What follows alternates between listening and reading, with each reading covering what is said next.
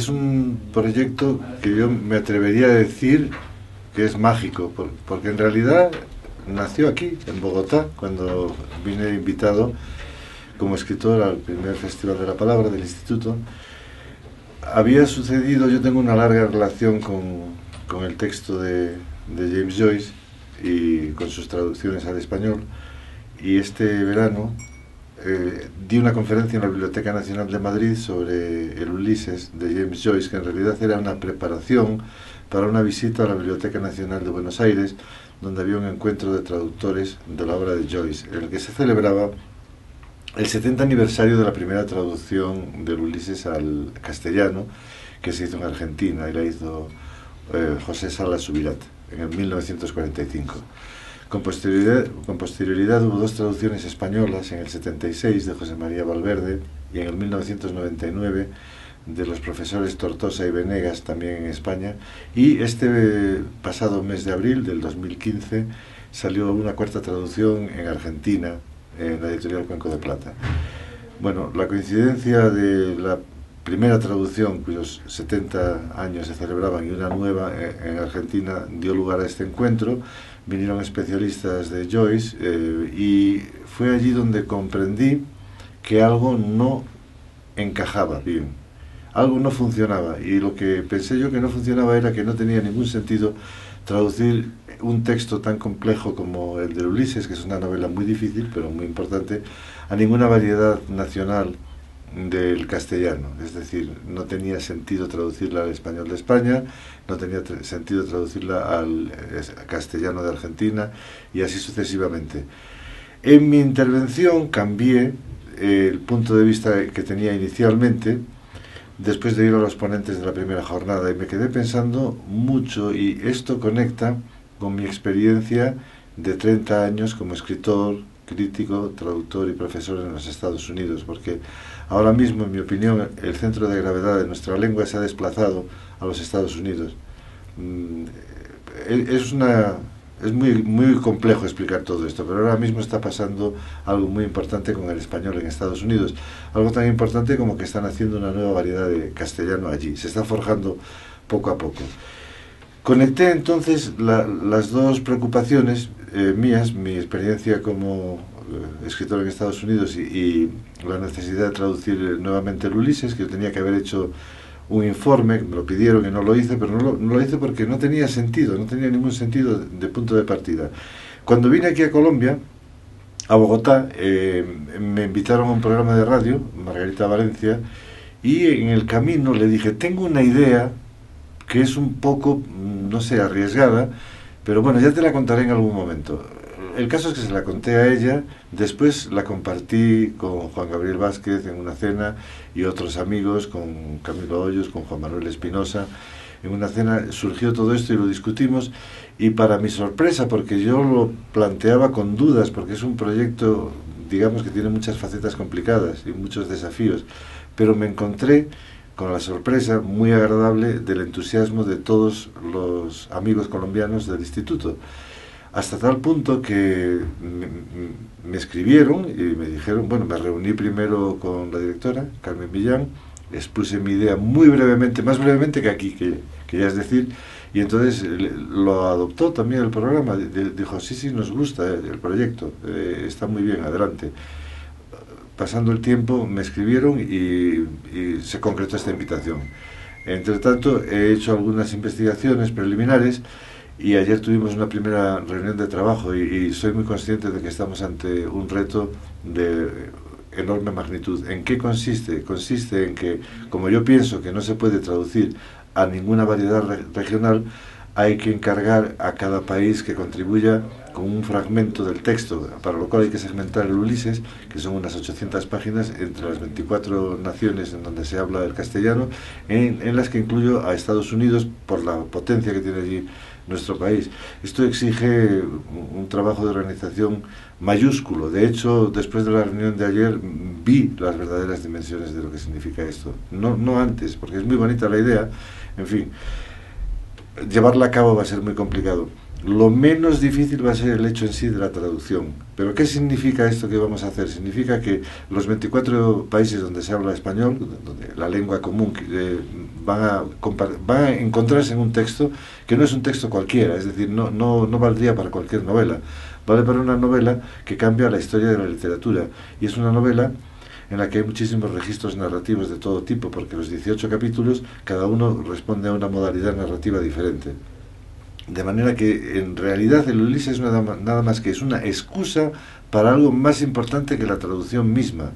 Y esto que estoy diciendo es una afirmación muy fuerte, porque no se trata de hacer una versión del Ulises, se trata de que el Ulises nos proporciona un espacio textual para que se encuentren todas las modalidades de español. Cuando estén los 24 equipos de gente que yo quisiera que fuera joven y quisiera que no fueran escritores, yo soy escritor, pero creo que los escritores tienen demasiada personalidad y la imponen sobre el texto. Tiene que haber un trabajo mucho más humilde, mucho más sencillo, mucho más invisible, de estar al servicio del lenguaje mismo. Entonces va a ser como invitar a 24 personas a que compartan una cena en la que se acerquen puntos de vista, y va a ser sumamente interesante porque esto se va a poder colgar en la red mientras se va haciendo el proyecto, y entonces las personas que estén trabajando en Costa Rica podrán tener acceso a lo que se está haciendo en México, y entonces va a ser un intercambio endiablado de posibilidades de nuestra lengua, de acercamiento. Es muy complicado esto porque un aspecto que quiero desarrollar en la conferencia mañana es el surgimiento de una segunda latinidad en los Estados Unidos. Por la latinidad o latinitas, la primera es cuando el latín se desmorona, porque es imposible mantener ese idioma vivo en tantos países como tenía el Imperio Romano, y esa desintegración del latín tiene como consecuencia el nacimiento de todas las lenguas romance. Una de ellas es la nuestra, está el francés, está el italiano, etcétera, pero nace también el español, que después viaja a América y se hace precisamente grande aquí. Es más importante que las demás lenguas romance por haberse hecho americana, por ser el patrimonio común de tantas naciones, ¿no? Ese idioma que viene a América tiene un segundo desplazamiento del centro de gravedad. El primero es de la península ibérica a América. El punto histórico importante podría cifrarse un tanto arbitrariamente, pero creo que es legítimo decirlo, con la obra de Rubén Darío, en el que alguien que es un creador latinoamericano, un gran poeta también, que ha sabido absorber todas las culturas europeas por su estancia en Francia, se convierte en el piloto de la lengua, como lo pudo ser antes quizás, por ejemplo, Góngora. Ahora es un latinoamericano y las cosas cambian totalmente. El segundo desplazamiento de gravedad es el que yo ahora digo que se está produciendo hacia el norte, porque allí, en Estados Unidos, ahora mismo, tiene lugar una confluencia de todas las culturas latinas, muy importante, empezando por la demografía. Hay muchísimos colombianos, hay muchísimos mexicanos, los que más hay, muchísimos caribeños de todas las naciones del Caribe, y este español se está amalgamando, y entonces a esto es lo que llamo yo la segunda latinidad, que es de signo contrario a la primera. Es decir, la primera es centrífuga y la segunda es centrípeta, porque cuando los hispanos de los Estados Unidos tienen que comunicarse unos con otros, se acercan con su propio idioma. Un colombiano no puede cambiar su manera de hablar, pero cuando está hablando con un mexicano, el mexicano tampoco, pero si conviven, empiezan a contaminarse de una manera muy positiva los términos. ¿Qué sucede cuando se tiene que hacer un programa de televisión? Para todos. ¿Qué sucede cuando se tiene que hacer una revista? Para todos. ¿Qué sucede cuando se tiene que hacer una traducción? Para todos. Ahí entra un poco mi reflexión, porque yo tuve que traducir el primer libro de cuentos de Junot Díaz, y entonces me encontré con un problema muy interesante.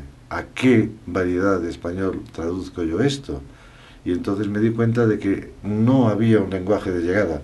No lo había, no existía. Es el que se está fraguando ahora a marchas forzadas. Las cadenas de televisión en español en Estados Unidos tienen manuales de uso del lenguaje en el que les dicen muy cuidadosamente que eviten los regionalismos para que la gente lo pueda entender en común, es decir, que no utilicen el vosotros de España, que no utilicen el vos de Argentina, etcétera. Es decir, algo común, una lengua neutra, levemente artificial todavía, pero que responde a una necesidad. Es esta situación de Estados Unidos, lo que se relaciona de manera directa con el proyecto que quiero yo hacer, y entonces digamos que lo que está pasando de una manera muy viva en ese país del norte es lo que quiero que suceda en el crisol lingüístico que es el texto de James Joyce. Esto es esencialmente el proyecto. Es un proyecto de una considerable ambición. Cuando se me ocurrió en las jornadas de las dos bibliotecas nacionales, primero en Madrid y en Buenos Aires, y me invitaron aquí, es lo que llamo yo una coincidencia mágica, porque dije, esto solo lo puede hacer una institución con fuerza, con historia y con prestigio. Se lo ofrecí a los amigos del instituto y, para mi sorpresa, lo han aceptado, pero yo creo que no se puede hacer si no es con un apoyo institucional muy importante, que es el que en este caso nos ha proporcionado o proporciona el Instituto Caro y Cuervo. Esto es una preocupación muy grande que tengo yo como escritor, y en el sentido de que divido la literatura tiene sus grandes regiones, pero no se puede dividir mucho. Es decir, hay lo que es la cultura popular, que es maravillosa, y luego la cultura, digamos, más elevada.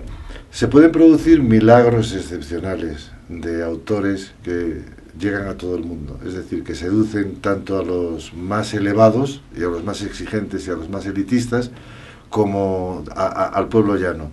Este es el caso de Lope de Vega en España, que todo el mundo lo entendía perfectamente, pero sus mecanismos lingüísticos y literarios y sus estrategias eran muy sofisticadas en realidad. Eso es lo que es el caso de Gabriel García Márquez, universalmente reconocido, y se dan algunos casos más.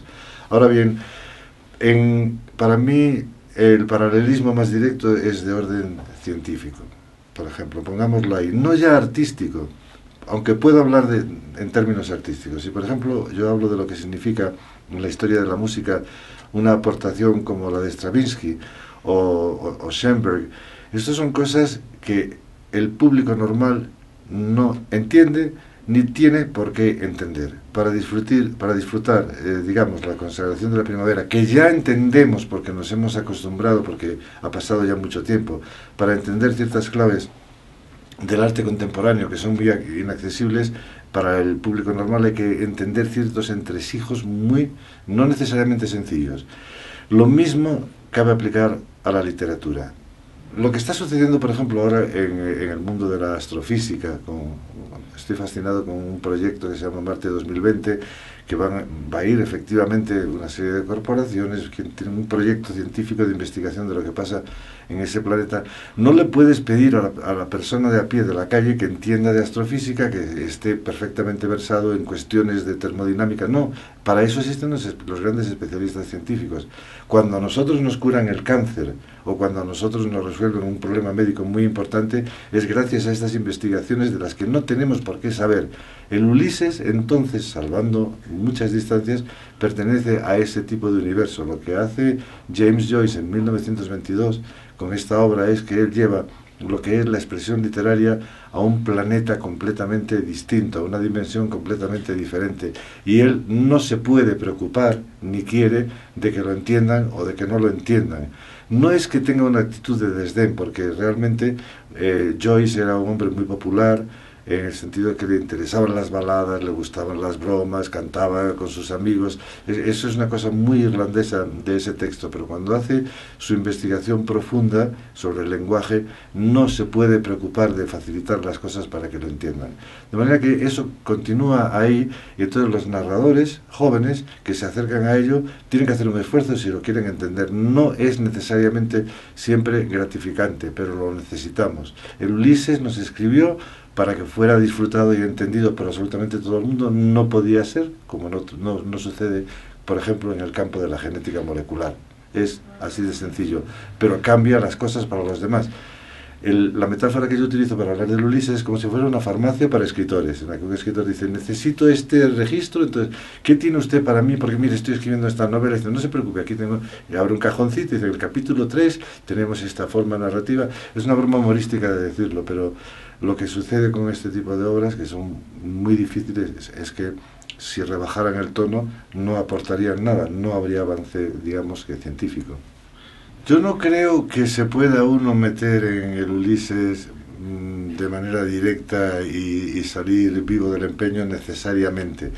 Hay gente muy joven y muy sensible, de 15, 16, 17 años, yo lo leí con 17 años, que sin entenderlo todo, sientes algo, es decir, te transmite algo, porque no es ciencia, es arte. Entonces hay unas emociones que el arte transmite, como cuando uno puede contemplar, por ejemplo, los cuadros de Rothko, ¿no? Es una experiencia que muchos dicen que tiene características religiosas o semi-religiosas, es una experiencia mística, es una experiencia sublime, es una experiencia estética en el fondo, pero Rothko no era tampoco un autor fácil, aunque sí es muy gratificante de manera directa. El Ulises tiene 18 capítulos y cada capítulo es un modo narrativo diferente. Así lo quiso el autor. Quería investigar las posibilidades de la literatura en todas sus posibles facetas. Algunas son bastante convencionales, pues como es la narrativa pura del primer capítulo, y del cuarto, que es el que empieza la segunda parte, o del 16, que es el que empieza la tercera parte. Pero es un modo de narrar, digamos que convencional, realista, que va envejeciendo un poco con el tiempo. Para contestar muy sucintamente, lo que se ha señalado que aporta más el Ulises a la historia de la literatura es la invención del monólogo interior, es decir, la expresión de la conciencia del personaje de una manera muy libre, sin mediación del narrador. Por ejemplo, en el capítulo 18, que son los 8 monólogos de Molly Bloom, la mujer del protagonista, que está sola en la noche en la cama pensando en sus antiguas historias de amor, en sus anhelos como mujer, en sus frustraciones, en sus ansias, en sus sueños. Esto lo hace James Joyce sin poner un maldito punto ni una coma en ningún sitio, de manera que aísla la voz, de manera que te va absorbiendo, te va arrastrando, te hundes en ella, te lleva como una marea de agua. Este es un ejemplo. No lo inventó él, lo inventó un escritor francés, pero lo hizo de una manera muy, digamos que, muy privada. Y lo que hizo Joyce al ver este tipo de recursos es darle una dimensión de universalidad. Y ahora mismo infinidad de narradores colombianos, españoles, mexicanos o de todas partes del mundo recurren al monólogo interior, y en muchos casos ni siquiera sabrán que es algo que le deben a James Joyce.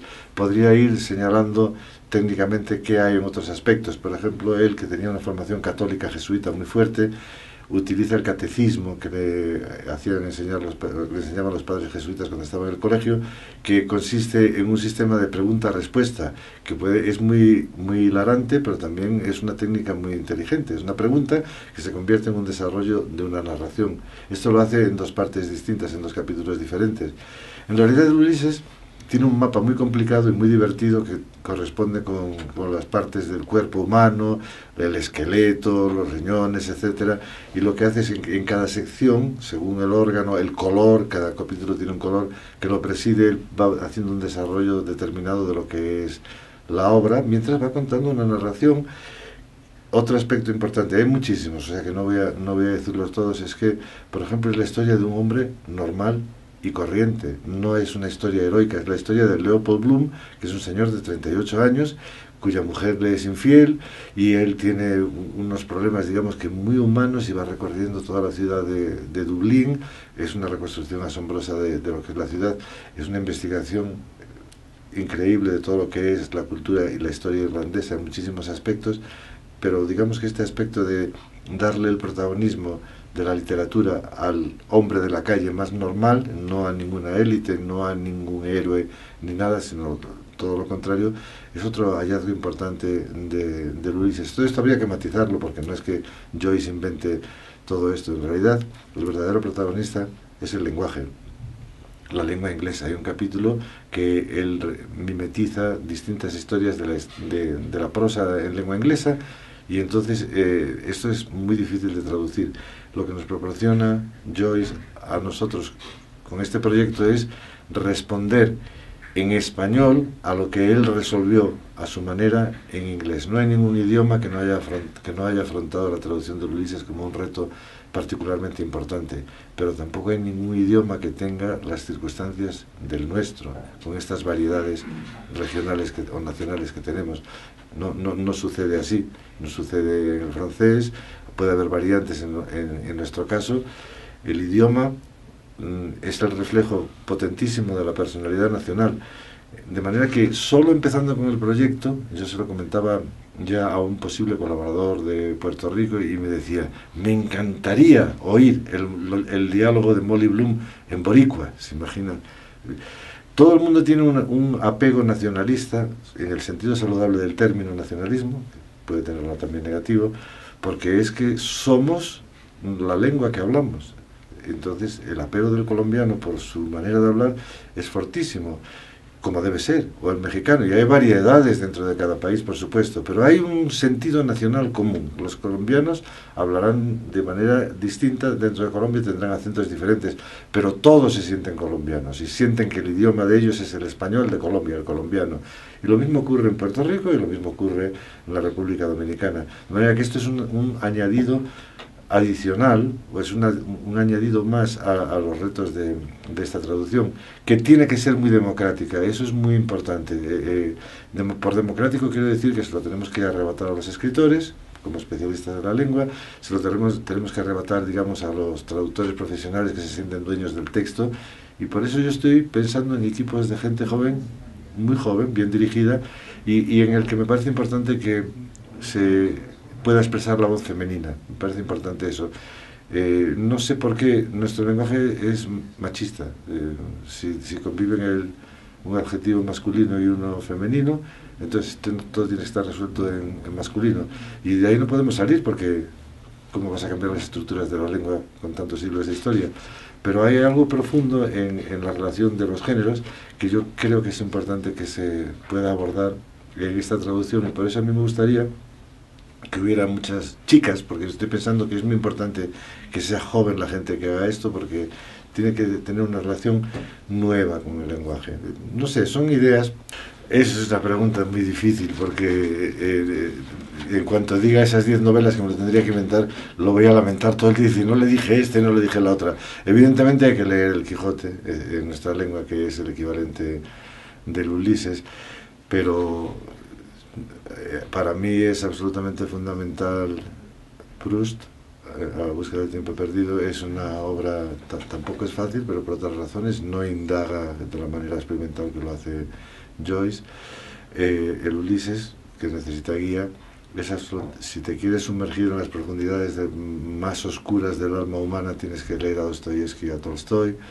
Evidentemente hay que leer a Flaubert, por supuesto, hay que leer a Galdós, que es un genio, es el segundo gran prosista del idioma, sin entrar en nacionalismos, pero con más de 100 libros, novelas, y muy interesante, con un lenguaje torpe.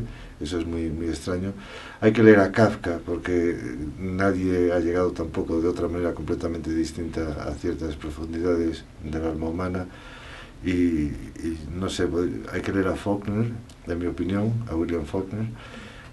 Hay que leer a Gabriel García Márquez. Faulkner era el maestro de García Márquez.